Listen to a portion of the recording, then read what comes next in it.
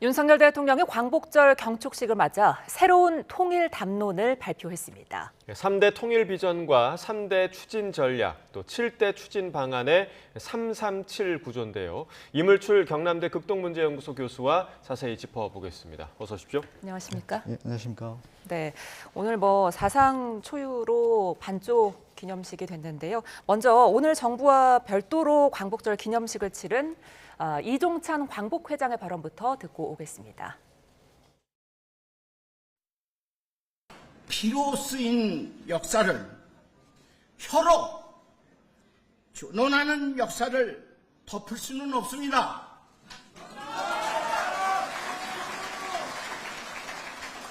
자주 독립을 위한 소녀들의 투쟁과 헌신, 그리고 그 자랑스러운 성과를 폄훼하는 일은 국민들이 결코 용서하지 않을 것입니다. 망령처럼 되살아나는 친일 사관을 뿌리 뽑아야 합니다, 여러분.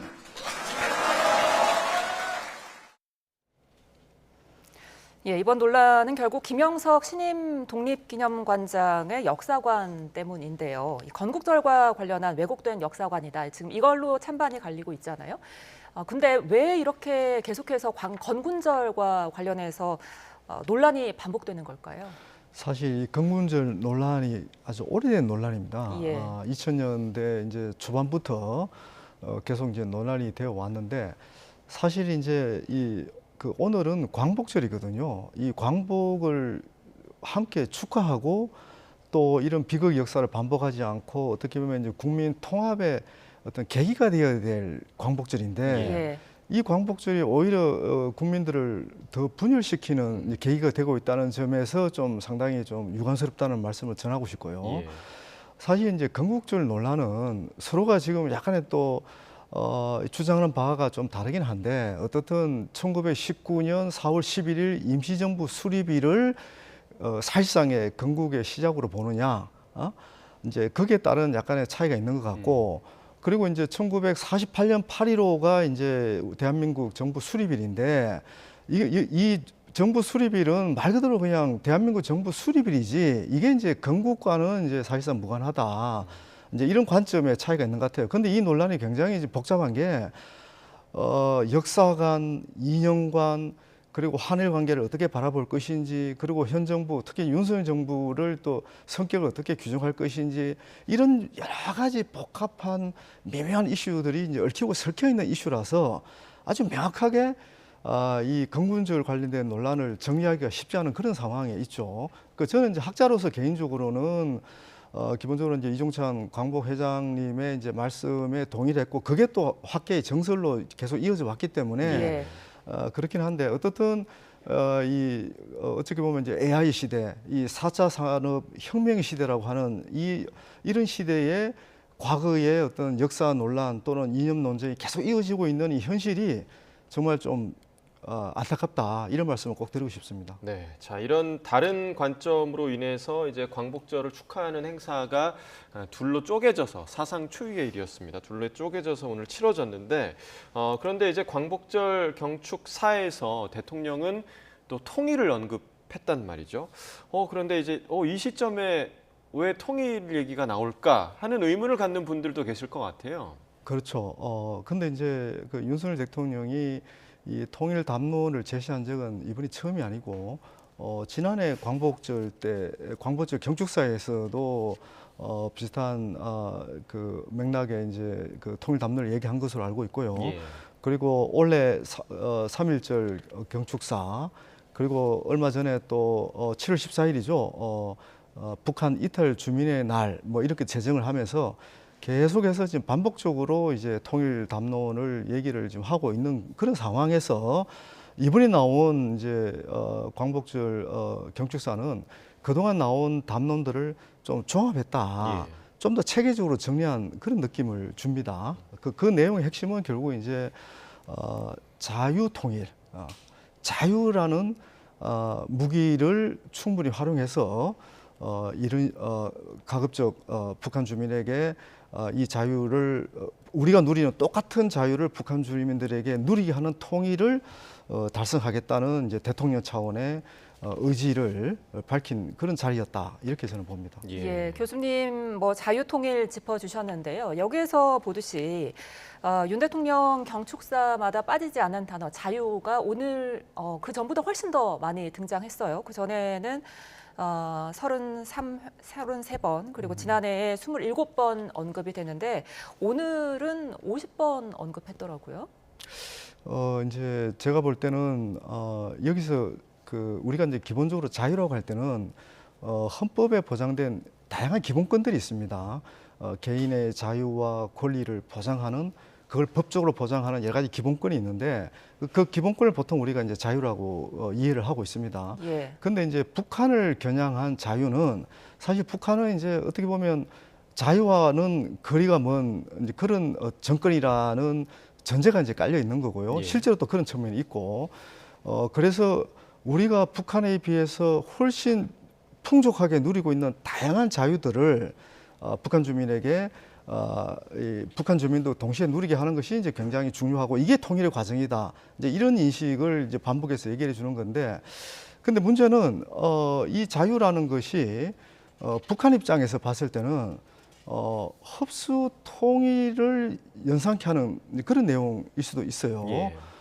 그러니까 기본적으로 지금까지 우리 정부가 공식적으로 유지해온 민족 공동체 통일 방안은 비록 지금 남북한의 어떤 이념과 제도와 사상이 차이가 있지만 이걸 한꺼번에 이 격차를 줄일 수는 없으니까 교류 협력과 또 평화 공존을 통해서 점진적으로 서로가 어떤 사상, 제도, 이념의 차이를 좀 줄이는 노력을 해서 이게 어느 정도 줄여지면 그때 가서 통일을 하자는 게 지금까지 유지돼 왔던 우리 정부의 공식적인 통일 방안이었거든요. 예. 근데 이제 오늘 그 대통령의 경축사를 보면 자유를 계속 언급을 하면서 어떻든 자유 중심의 통일을 하겠다. 이렇게 얘기를 하고 있는 거거든요. 그랬을 때 여기서 얘기하는 자유라는 것은 결국 이제 북한 주민들이 굉장히 억압받고 있고 또 우리가 누리고 있는 그런 다양한 기본권의 혜택을 누리지 못하고 있기 때문에 이런 다양한 기본권을 누릴 수 있는 그런 환경과 조성을 위해서 뭔가를 하겠다. 그런 메시지를 전달한 것으로 볼 수 있을 것 같습니다. 네. 자, 오늘 경축사에서 윤 대통령은 이 통일 대한민국을 위한 3대 과제를 제시했는데요. 먼저 듣고 계속해서 이야기 나눠보겠습니다. 저는 오늘 이러한 통일 대한민국으로 나아가기 위한 우리의 과제를 제시하고자 합니다.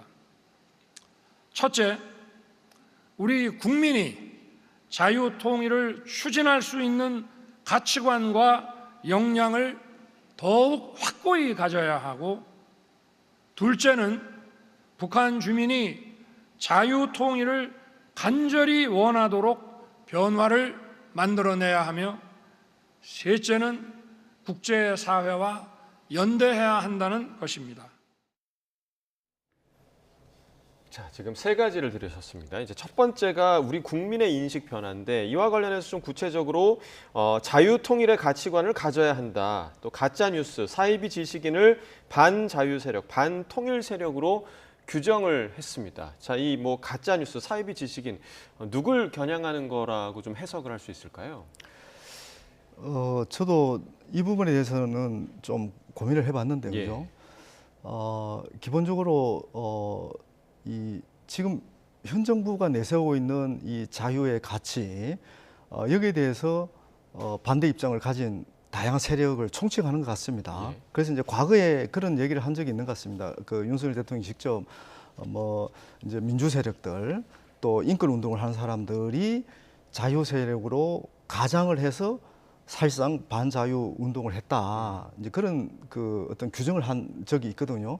그러니까 이게 굉장히 포괄적인 의미가 있는 것 같은데 현 정부의 정책에 반대하는 세력들 이런 세력들을 저는 상당히 통칭해서 반자유 세력, 반통일 세력이라고 얘기를 하는 것 같고, 특히 이제 지금 이게 국내 정치적 맥락에서 사용되고 있는 그런 규정이 아닌가 이렇게 지금 봅니다. 지금 뭐 우리 국내 정치가 굉장히 분열되어 있고 또 아주 이 극단적인 그런 대결을 계속 지속을 하고 있는데 어떻게 보면 이제 윤석열 정부는 자유 가치를 내세워서 이 그 전반적인 현 정부의 그 대북 정책, 통일 정책뿐만 아니라 다른 국내 정치와 관련된 중요한 정책에 반대하는 모든 세력을 통틀어서 이 반통일, 반자유 세력이 아닌가 이렇게 보는 것 같아요. 그래서 제가 볼 때는 상당히 우려스러운 게 이게 통일을 얘기하면서 자유를 얘기하고 그 자유가 특히 이제 우선 첫 번째가 이제 국내에서 이 자유의 가치관과 역량을 배양해야 되는데 그걸 꼭 관련해서 가장 우선적인 과제가 국내에서의 반자유 세력, 반통일 세력을 제거해야 된다. 이런 논리적인 어떤 맥락들이 있거든요. 예. 이거는 국내의 어떤 지금도 가뜩이나 지금 많이 분열되어 있는 국내 분열이 더 가속화될 수 있는 하나의 또 중요한 촉매제가 또 될 수도 있겠다. 이른바 이 통일이라는 이 어떤 중요한 이 민족적 사명과 관련된 이슈가 오히려 국내 정치를 더욱 분열시킬 수 있는 중요한 또 기제가 될 수 있을 거라는 그런 우려도 있어서 상당히 우려스럽고요. 그리고 이제 북한 내부에 이제 자유 통일을 열망하는 주민들을 이제 어떻게 보면 변화시키겠다. 그 북한 주민들이 한국의 우리 대한민국의 자유와 통일 어떤 정책을 보다 동경하게 만들고 또 그 사람들의 어떤 생각을 변화시켜서 어떻게 우리가 이제 통일을 할 때 중요한 역량으로 또 활용하겠다. 뭐 이런 내용도 있는 거거든요. 근데 이것도 북한 어차피 통일이라는 것이 우리가 일방적으로 할 수 있는 게 아니고 북한 당국하고 어느 정도는 교감이 되면서 서로 조율하는 과정에서 통일이 만들어지는 건데 이 내용을 보면 우리가 인위적으로 북한 내부의 변화를 촉진하겠다는 그런 의도가 포함되어 있거든요.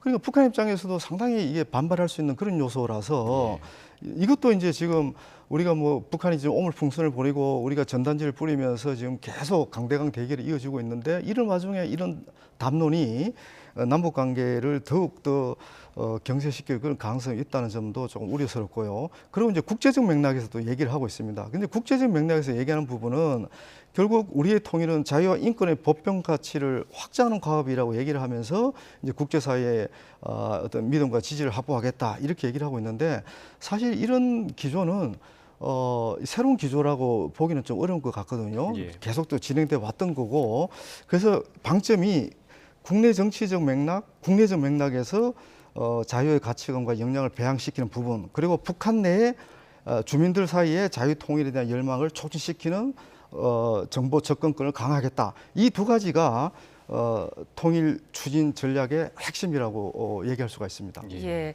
그러니까 그동안의 정부가 사실 뭐 한미일 공조로 북한 정권을 압박하는 뭐 그런 기조였는데 이번에는 북한 주민에 지금 집중을 했잖아요. 이런 방식의 변화는 어떻게 보십니까?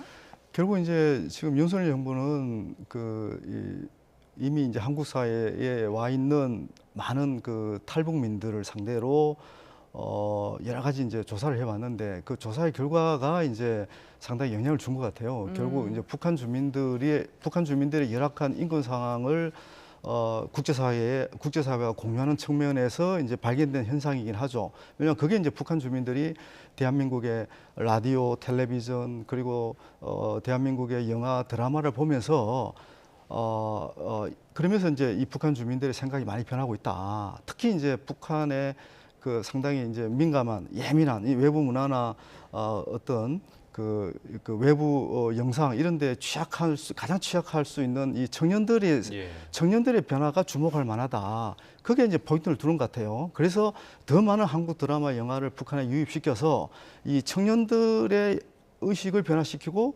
전반적으로 북한 주민들의 의식을 변화시키면 의외로 빠른 시간 안에 통일의 기회가 올 수도 있겠다.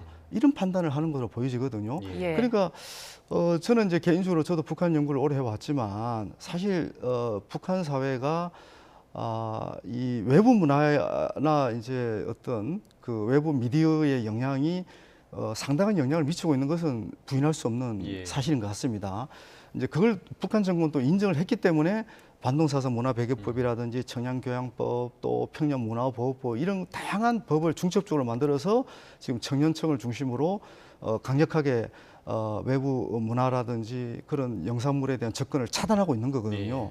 그러니까 이제 그 윤석열 정부 입장에서는 이게 이제 북한 사회의 약점이다. 이 약점을 제대로 공략을 하면 북한 사회를 변화시킬 수 있겠다. 이런 나름대로의 그런 생각을 갖고 있는 거 아닌가. 그 맥락에서 이제 자유라는 것도 나오는 거죠. 예.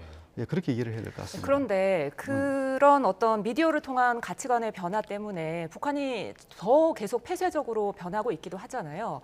뭐 장마당에서 뭐 CG나 USB 이런 거 단속하기도 하고 더 강화를 하고 있는데 이게 현실적으로 어떻게 유의미한 변화를 거둘 수 있는 방안이라고 보십니까?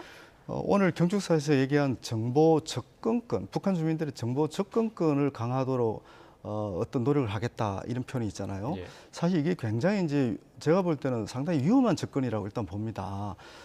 북한 주민들의 알 권리 그리고 북한 주민들이 이제 자유가 무엇인지 민주주의가 무엇인지를 인식하게 만드는 그런 노력들은 저는 기본적으로 필요하다고 봅니다. 근데 이런 노력들을 시도들을 이렇게 공개적으로 공식적으로 선언을 한다면 아무래도 방금 앵커님이 말씀하신 대로 북한 당국으로서는 지금보다도 더 강력한 통제, 더 강력한 처벌로 아마 주민들을 다스리려고 할 가능성이 굉장히 높거든요. 예. 굉장히 그러니까 북한 주민들이 안전한 방식으로 외부 정보를 접근하고 외부 북한 주민들의 알 권리를 충족시키는 것이 그게 합리적인 방식인데 지금 이렇게 공개적으로 공식적으로 선언을 해버리면 북한 당국은 북한 주민들을 더욱더 이렇게 그 탄압하는 방식으로 통제를 할 수밖에 없거든요. 예. 그런 맥락에서 이런 어떤 정책 기조를 밝히는 것이 과연 정말 이게 통일을 앞당기는 방식인지 이게 통일 전략으로 우리가 평가할 수 있는 건지 그리고 북한 주민들을 보다 안전하고 평화롭게 만들면서 우리 그 주민들의 마음을 살 수 있는 방식인지 이런 부분에 대해서는 저도 굉장히 회의적으로 생각을 하고 있죠. 예. 자, 그 말씀하신 그 정보 접근과 관련해서는 결국에는 그러한 방식을 어떠한 방법으로 실행할 것인가 이 부분도 굉장히 좀 중요할 그렇죠. 텐데 그렇다면 지금 저희가 생각할 수 있는 부분은 지금 저희가 하고 있는 뭐 대북 전단이라던가 대북 확성기 이 정도를 더 넘어서는 방법 다른 방법이 또 있을까요? 어떻게 좀 예상을 하세요? 그 이제 저도 이제 북한 주민들을 많이 만나 보면 예. 물론 이제 탈북민들이죠. 만나 보면 사실 북한 정권이 이렇게 통제를 하고 있음에도 불구하고 남한 드라마 영상에 접근했다고 얘기하시는 분이 꽤 많습니다. 근데 이거는 현 정부가 그런 입장, 그런 공식적인 정책을 밝히기 이전에 예. 이미 과거부터 계속 면면이 이어져 온 하나의 어떤 그 밑바닥에서 그 정말 거스를 수 없는 흐름이거든요. 근데 우리 입장에서 이 흐름이 자연스럽게 북한 주민이 안전하게 이런 외부 미디어나 영상에 접근할 수 있도록 그냥 그 어떻게 보면 그런 환경을 굉장히 전략적으로 조성하는 게 중요한 것이지 예. 이렇게 대놓고 이런 정책을 밝히는 것은 저는 우선 기본적으로 적절하지 않다고 이해하는 거고 그 같은 맥락에서 이 확성기 방송이라든지 전단지 효과가 굉장히 제한적이다. 북한 주민들을 위험에 빠뜨리는 방식으로 북한 주민들에게 정보 접근권을 강화시키고 알 권리를 충족시키는 방식으로 접근해서는 안 된다. 이렇게 보는 거고요. 지금 이제 우리가 통일 얘기를 많이 하는데 사실은 이 통일이라는 것은 정말 이거는 아주 너무나 지난한 과정이란 말입니다. 예. 그래서 비록 북한 정권이 우리가 원하는 어떤 가치관 또는 또 인권적인 측면에서 문제가 있지만 오랜 과정을 거쳐서 교류협력이라든지 또 평화공존의 과정을 거쳐서 통일이라는 민족적 과업을 달성할 수 있는 거지. 이렇게 이 국민들을 극단적으로 분열시키고 또 정치권이 이렇게 분열된 이런 상황에서 우리가 통일을 도모하는 것이 과연 그게 현실적이고 실효적이고 지속 가능성이 있을까 이런 부분에서 굉장히 우려가 되는 그런 측면이 있거든요. 그래서 예. 오늘 경축사를 제가 한마디로 정리를 하면 자유통일이라고 얘기를 이제 하는데 제가 볼 때는 이게 자유북진 통일로 규정을 하고 싶어요. 예. 그러니까 자유라는 무기로 북한에 가서 우리의 자유 어떤 권을 확장시켜서 통일하겠다. 그러니까 자유북진 통일이 되는 거거든요. 결론적으로. 예. 이 맥락에서 이해하면 모든 게 이해가 되는 그런 상황인데 어떻든 제가 얘기하고 싶은 가장 중요한 통일의 과정은 결국은 남남 간의 화해, 남남 갈등을 최소화하고 또 남북 갈등을 최소화하고 또 국제적 갈등을 최소화하는 방식, 그런 방식으로 이루어져야 되는 거지. 예. 자꾸 갈등을 증폭시키는 방식으로 통일을 추진해서는 우리 국민들이 원하는 소개의 성과를 거둘 수 없다. 또 북한 주민에게 우리가 진짜 전달하고 싶은 자유의 가치나 인권을 제대로 전달할 수 없다. 이렇게 저는 생각을 합니다. 예, 윤석열 대통령의 새로운 통일 담론, 지금까지 김을출 경남대 극동문제연구소 교수와 함께 짚어봤습니다. 오늘 말씀 고맙습니다.